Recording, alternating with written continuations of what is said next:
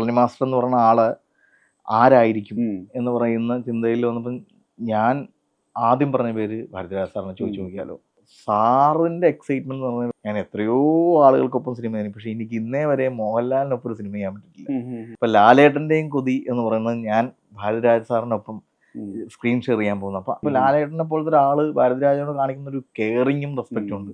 എനിക്ക് അതിൻ്റെ ഏറ്റവും മെമ്മറബിൾ സീൻ എന്ന് വെച്ച് കഴിഞ്ഞാൽ ഞങ്ങൾ ചെന്നൈയിലെ സ്ട്രീറ്റിൽ കൂടി രണ്ടുപേരും നടന്നു പോകുന്ന സമയത്ത് ഈ ഷോട്ടിന് തൊട്ട് മുമ്പെന്ന് പറഞ്ഞു ലാലേട്ടൻ പറഞ്ഞു നമുക്ക് ഭാരതിരാജ സാറിന്റെ തോളി ഞാൻ ചരിപ്പിക്കട്ടെ. ലാലേട്ടൻ അയ്യോ സാറ് ചെയ്യുമോ?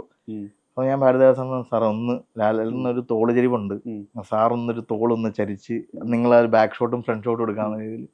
അപ്പം ലാലിൻ്റെ ഏത് തോളാ ചരിഞ്ഞിരിക്കണേ എന്ന് ഭാരതിരാജ.